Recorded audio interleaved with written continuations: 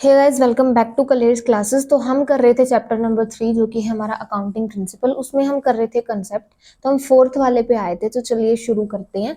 तो क्या है हमारा fourth one? Business entity concept. Business entity concept का मतलब यहाँ पर क्या है? बेसिकली कि सेपरेट एंटिटी की बात हो रही है। यहाँ पर बोला जा रहा है कि जो ऑर्गेनाइजेशन है, जो फर्म है और जो उसके मेंबर्स हैं वो अलग अलग हैं।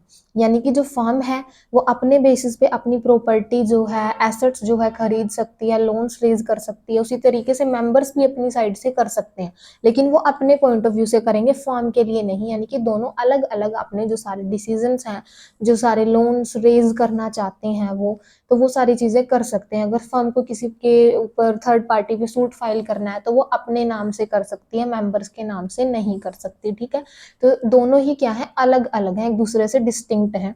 और जो हमारा कैपिटल, जो हमारी लाइबिलिटी साइड में ट्रीट होती है, वो इसी कंसेप्ट की वजह से है, क्योंकि जो फर्म है वो ये मानती है कि जो प्रोपराइटर है उससे उसने क्या करा हुआ है, कुछ पैसा बोरो किया है, कुछ पैसा उधार पे लिया हुआ है। इसी वजह से जो उसकी कैपिटल है ओनर की, वो लाइबिलिटी साइड में ट्रीट होती है। और ये कंसेप्ट हर जगह यूज होते हैं। इसी वजह से हर जगह किसी भी बैलेंस शीट में देख लेना आप, लाइबिलिटी साइड में कैपिटल होती ही है। तो बिजनेस एंटिटी कंसेप्ट का मतलब यही है कि जो फर्म है और जो मेंबर्स हैं वो अलग अलग हैं। ठीक है, उसके बाद आता है हमारा मनी मेजरमेंट कंसेप्ट। तो मनी मेजरमेंट कंसेप्ट क्या कहता है?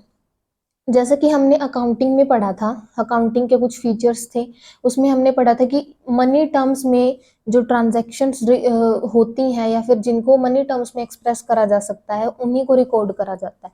ये वही कंसेप्ट है। मनी मेजरमेंट कंसेप्ट में भी क्या बोला गया कि सिर्फ वही ट्रांजैक्शन, वही इवेंट जो है रिकॉर्ड हो सकते हैं अकाउंटिंग के अंदर, अकाउंट्स में वही चीजें रिकॉर्ड होंगी जो कि इन मनी टर्म्स एक्सप्रेस हो सकती हैं, जो मनी टर्म्स में मेजरेबल हैं। जो नहीं है, चाहे वो कितना भी इंपॉर्टेंट इवेंट क्यों ना हो, चाहे वो कितना ही फाइनेंशियल पोजीशन, बिजनेस की प्रॉफिटेबिलिटी को अफेक्ट करता हो, लेकिन जब तक उसको मनी टर्म्स में एक्सप्रेस नहीं कर सकते, इन मनी टर्म्स में मेजरेबल नहीं होगा, तब तक उसको हम रिकॉर्ड नहीं कर सकते। यानी कि मनी मेजरमेंट कंसेप्ट के अकॉर्डिंग सिर्फ मनी टर्म्स में रिकॉर्ड कर सकते हैं हम, जो मनी टर्म में एक्सप्रेस हो सकती हैं ट्रांजेक्शन्स। ठीक है, उसके बाद आता है हमारा accounting period concept. Accounting period concept means जो हम अकाउंटिंग पीरियड जो फॉलो करते हैं, तो ये जो है बिजनेस के ऊपर डिपेंड है वो कितना लेते हैं। तो जनरली 1 अप्रैल टू 31 मार्च ही लिया जाता है। तो as the business is intended to continue indefinitely for a long period. तो यहाँ पर इस कंसेप्ट के अंदर ये क्या एनालाइज करा गया है, जिसके बाद ये कंसेप्ट आया, इसमें क्या था कि कोई भी टाइम पीरियड फिक्स नहीं था पहले बिजनेस के लिए। जो बिजनेस है वो लंबे टाइम तक चल रहा था, लेकिन जो बिजनेस के अंदर जो डिसीजंस लिए जाने थे टाइमली, वो नहीं लिए गए मैनेजमेंट के थ्रू या किसी के थ्रू, क्योंकि उनको इन्फॉर्मेशन ही नहीं मिली, अकाउंट्स ही नहीं बन रहे थे टाइम पे। लंबे टाइम के बाद अकाउंट्स बन रहे हैं, जिसके बाद सिचुएशन जो है हाथ से चली जाती है, अपॉर्चुनिटीज चली जाती है, मैनेजमेंट डिसीजन नहीं ले पाएगी। तो उस चीज को अवॉइड करने के लिए यहाँ पर क्या कहा गया है कि जो एक सर्टेन पीरियड जो है, एक पीरियड डिटरमाइन करा जाएगा जिसको अकाउंटिंग पीरियड बोलेंगे। यानी कि जो ऑर्गेनाइजेशन है उसके टाइम को कुछ इंटरवल्स में डिवाइड कर दिया गया, यानी कि ईयरली। ठीक है, कोई मंथली भी बनाता है, कैसे भी बना सकता है, बट जनरली ईयरली बनता है। ठीक है, तो यहाँ पर क्या था कि जो ट्रू रिजल्ट्स थे बिजनेस ऑपरेशन के can be ascertain only when the business is completely bound up होने के बाद रिजल्ट्स पता चलते थे। But ascertainment of profit after a very long period जो है काफी ज्यादा, बहुत ही कम यूज का रह जाता है सभी के, और ना ही वो करेक्टिव डिसीजन लेने के लिए सही था लॉन्ग पीरियड के बाद जो भी हमारा क्या रिजल्ट जो भी निकल के आता था, क्योंकि लंबे टाइम पीरियड के बाद क्या बन रहे थे, अकाउंट्स बन रहे थे। तो जो इन्वेस्टर हैं उन सभी को काफी लेट इन्फॉर्मेशन मिल रही थी जो कि उनके यूज की नहीं रहती थी। द यूजर्स जो फाइनेंशियल स्टेटमेंट के थे उन्हें रिजल्ट चाहिए थे फ्रीक्वेंट इंटरवल्स पे, कि हमको कुछ इंटरवल्स पे चाहिए। इंटरवल्स मतलब जो टाइम पीरियड होगा ऑर्गेनाइजेशन को, उसको कुछ पार्ट्स में डिवाइड कर देंगे। तो यहाँ पर जो एंटायर लाइफ है फर्म की, पूरी लाइफ, मान लो 10 साल है फर्म की लाइफ, तो 10 अकाउंटिंग उसके अंदर होंगी। ठीक है, तो जो एंटायर लाइफ है फर्म की उसको टाइम इंटरवल्स में डिवाइड कर दिया गया है फॉर द मेजरमेंट, ताकि प्रॉफिट्स जो है बिजनेस के अच्छे से मेजर करे जाएं। जो 12 मंथ का पीरियड है वो यूजुअली अडोप्ट करा जाता है हर एक फर्म के द्वारा। वो यहाँ पर रहता है हमारा 1 अप्रैल टू 31 मार्च, बिगनिंग 1 अप्रैल से और एंड जो है वो 31 मार्च में होता है, ठीक है। तो यही जो है इसी को अकाउंटिंग पीरियड माना जाता है। यानी कि अकाउंटिंग पीरियड कंसेप्ट जो है यहाँ पर एक क्या थी, हमारी एक प्रॉब्लम थी। लॉन्ग टाइम पीरियड के बाद जो है अकाउंट बन रहे थे, जिससे कोई भी अच्छे रिजल्ट हमको नहीं मिल रहे थे, अच्छी डिसीजन मेकिंग नहीं हो पा रही थी, टाइम पे अपॉर्चुनिटीज हाथ से जा रही थी। उस चीज को अवॉइड करने के लिए यहाँ पर टाइम पीरियड सेट करा गया, जो कि बेसिकली 12 मंथ का था, ठीक है। ये था हमारा accounting period concept. And next जो है हमारा कॉस्ट कंसेप्ट और historical cost concept. Historical cost concept ऐतिहासिक, ठीक है। तो इस कंसेप्ट के according an asset is ordinary recorded in the books of account at the price at which it was acquired. यानी कि इस कंसेप्ट के अकॉर्डिंग क्या था कि कोई भी एसेट जो भी हम खरीद के लाएंगे वो उसी प्राइस पे रिकॉर्ड करी जाएगी जिस प्राइस पे हम उसको खरीद के ला रहे हैं, इन मार्केट प्राइस पे नहीं। जिस टाइम मार्केट का जैसा प्राइस चल रहा है उस टाइम उसको वैसा ही रिकॉर्ड कर दिया, ऐसा नहीं होगा। जितने पैसों में जितने प्राइस पे हम उसको परचेज करके लाए हैं उतना ही रिकॉर्ड करा जाएगा। This cost becomes the basis of all subsequent accounting for the asset. ये कॉस्ट जो है यही बेस बनेगी आगे एसेट की अकाउंटिंग के लिए, सिंस जो एक्विजिशन है कॉस्ट का वो पास्ट से रिलेट करता है।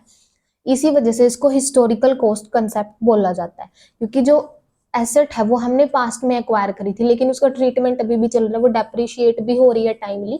ऐसा नहीं है कि उसको कोई ट्रीटमेंट नहीं होगा, वो एक्वायर कर लिया हमने, जितने साल तक फर्म चलेगी वो उतनी ही चलेगी, टाइमली डेप्रिशिएट हो रही है क्योंकि उसको यूज भी किया जा रहा है, ठीक है।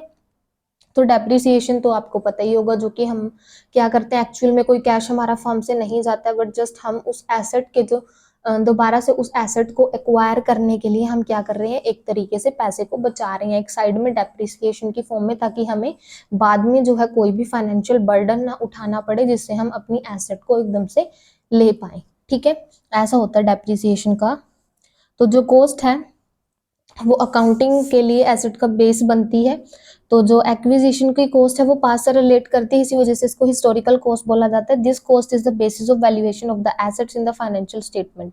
ये जो कॉस्ट होती है ये बेस है एसेट की वैल्यूएशन का फाइनेंशियल स्टेटमेंट में। फॉर एग्जाम्पल अगर एक फर्म है, उसने बिल्डिंग परचेज करी है 20 लाख की, it would be recorded in the books at this figure. 20 lakh पे रिकॉर्ड करेंगे हम उसको एसेट साइड में बैलेंस शीट में कि 20 लाख की बिल्डिंग खरीदी। सब्सिक्वेंट इंक्रीज और decrease in the market value building में would not be recorded.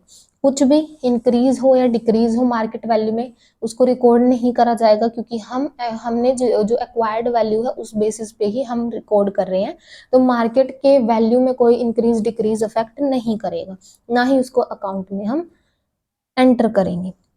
If 2 year later the market value जो है बिल्डिंग की वो 60 लाख हो जाती है, तो जो इंक्रीज्ड वैल्यू है will not B ordinarily recorded in the books of account. तो चाहे बढ़ रही है चाहे घट रही है उसको हमने रिकॉर्ड नहीं करना। जिस जिस जिस प्राइस पे हमने उसको एक्वायर करा है ना, वही उसी प्राइस पे ही रिकॉर्ड होगी। तो हाउएवर द कॉस्ट कंसेप्ट और हिस्टोरिकल कॉस्ट कंसेप्ट का मतलब ये नहीं है कि कॉन्टिन्यूसली उसी प्राइस पे शो होगी, जैसा कि मैंने आपको बताया, वो टाइमली डेप्रिशिएट भी होगी, ठीक है। और जो जस्टिफिकेशन है यहाँ पर हिस्टोरिकल कॉस्ट कंसेप्ट को लेकर कि जो कॉस्ट है इज ऑब्जेक्टिवली वेरीफाइबल, बिकॉज जो कॉस्ट रिकॉर्ड्स हैं बुक्स में वो भी, यानी कि जो कॉस्ट है वो ऑब्जेक्टिवली वेरीफाइबल है, यानी कि हमारे पास कुछ प्रूफ्स होते हैं, कुछ अकाउंट्स हमारे पास हैं, और जो हमारे पास बिल वगैरह भी होते हैं जब हमने उसको खरीदा होगा। तो यानी कि यहाँ पर जो कॉस्ट है ना वो वेरीफाइबल है। वेरीफाइबल मतलब उसको चेक करा जा सकता है कि हाँ एक्चुअल में खरीदी गई है, हमारे पास प्रूफ्स हैं, ठीक है। It is justified by the going concern concept, और ये गोइंग कंसर्न कंसेप्ट के अकॉर्डिंग है, क्योंकि जो बिजनेस है वो कंटिन्यूसली एज्यूम करा जाता है कि चलने वाला है, उसी तरीके से जो एसेट है उसकी वैल्यू भी जो है डिवाइड कर दी जाती है। उसके बाद मार्केट वैल्यू और करंट वैल्यू जो है एसेट की वो डिफिकल्ट है डिटरमाइन करना। तो जो वैल्यूएशन है by one expert will not be the same as that of the other, यानी कि मार्केट वैल्यू को टाइम टू टाइम डिटरमाइन करना भी काफी ज्यादा डिफिकल्ट होता है। और क्या है कि जो मार्केट वैल्यू है एसेट की वो चेंज होती रहती है, टाइम टू टाइम फ्लक्चुएट करती है, and it will be extremely difficult. और उसको ट्रैक करना और उसको जो अकाउंट्स में है उसको एंटर करना बार बार काफी ज्यादा डिफिकल्ट होता है। तो इसी के साथ हम करते हैं आज की वीडियो को and. If you like my videos please like share and subscribe.